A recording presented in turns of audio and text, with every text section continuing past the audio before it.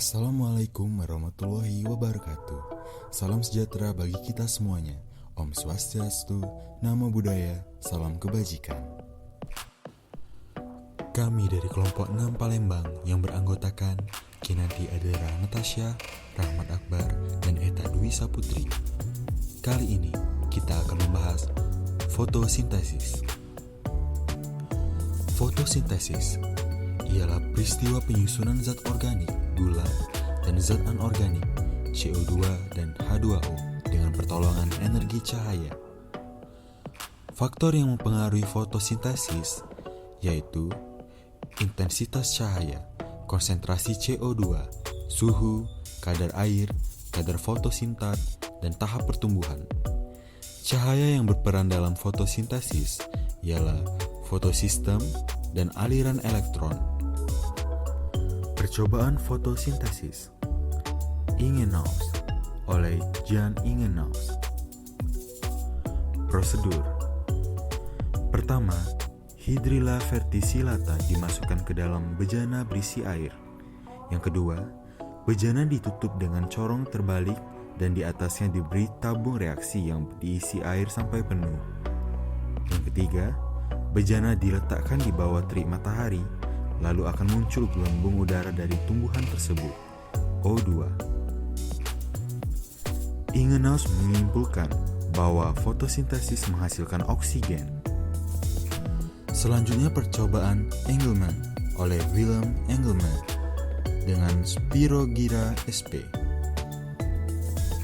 Hanya kloroplas yang terkena cahaya yang mengeluarkan oksigen. Dibuktikan dengan banyaknya bakteri yang terkena cahaya. Artinya, fotosintesis dilakukan oleh kloroplas yang terkena cahaya. Prosedur uji amilum. Pertama, daun dibungkus kertas timah di bawah terik matahari. Kedua, daun yang sudah dijemur akan direbus. Setelah direbus, dimasukkan alkohol. Selanjutnya, daun ditetesi iodin. Dan bagian biru kehitaman menghasilkan amilum. Fotosintesis menghasilkan amilum. Selanjutnya, percobaan Robert Hill. Energi cahaya untuk difotolisis disebut reaksi terang. Terjadi di grana. Blackman. Reduksi karbon dioksida oleh H2 tanpa keterlibatan langsung dari cahaya disebut reaksi gelap. Terjadi di stroma. Proses fotosintesis. 6H2O menjadi tikaloid menghasilkan 6O2 disebut reaksi terang. 6CO2 menjadi siklus Kelvin atau stoma menghasilkan C6H12O6 disebut reaksi gelap. Reaksi terang membutuhkan cahaya terjadi di grana. Prosedur penangkapan cahaya matahari oleh fotosistem. Ketika sinar foto mengenai fotosistem, salah satu elektronnya tereksitasi keluar, dan ketika elektron kembali pada kedudukan semula, elektron tersebut mengeluarkan energi. Setelah fotosistem menyerap energi matahari, energi ini digunakan untuk fotosintesis, yaitu memecah molekul air.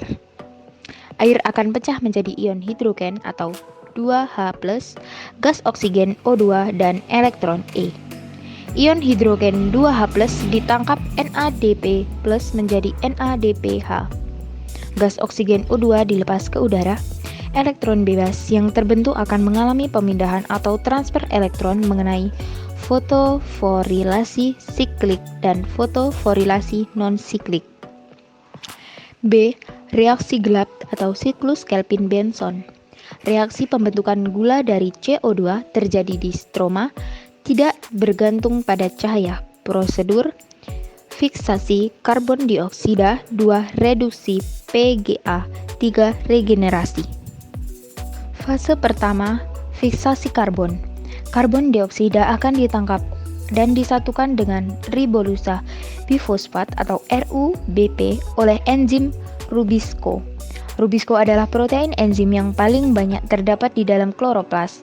Dalam tahap ini, ribolusa bisfosfat akan meningkat karbon dioksida dan hasilnya adalah molekul dengan 6 karbon yang tidak stabil dan segera pecah menjadi 2 molekul 3 fosfogliserat.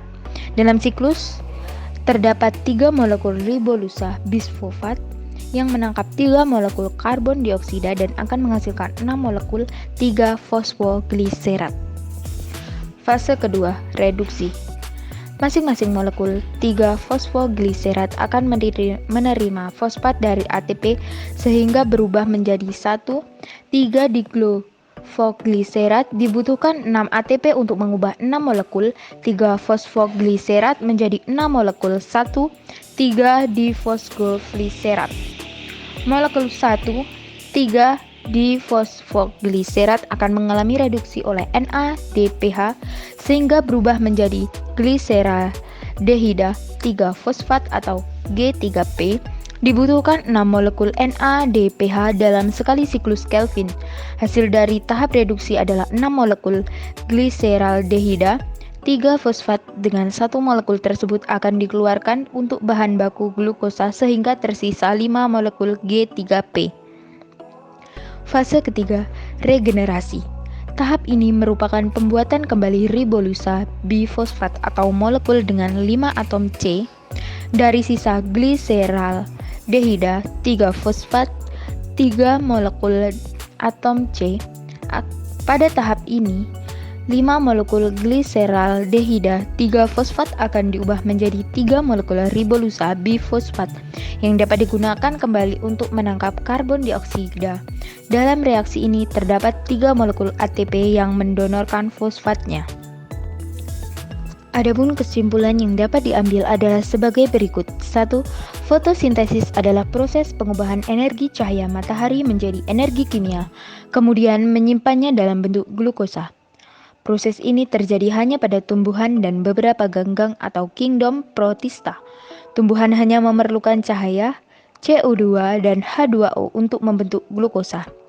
2. Proses fotosintesis yang terjadi di kloroplas melalui 2 tahap reaksi. Kedua reaksi tersebut diantaranya adalah reaksi terang dan reaksi gelap. Reaksi terang yaitu klorofil menyerap cahaya nila. Energi yang ditangkap oleh klorofil digunakan untuk memecah molekul air. Reaksi tersebut disebut reaksi fotolisis karena proses penyerapan energi cahaya dan penguraian atau pemecahan molekul air menjadi oksigen dan hidrogen. Sedangkan reaksi gelap tidak membutuhkan cahaya matahari, tetapi tidak dapat berlangsung jika belum terjadi siklus terang karena energi yang dipakai berasal dari reaksi terang.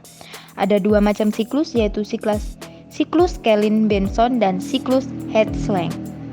Pada siklus Kellin-Benson, tumbuhan menghasilkan senyawa dengan jumlah atom karbon 3, yaitu senyawa 3-fosfogliserat. Siklus ini dibantu oleh enzim ribosco.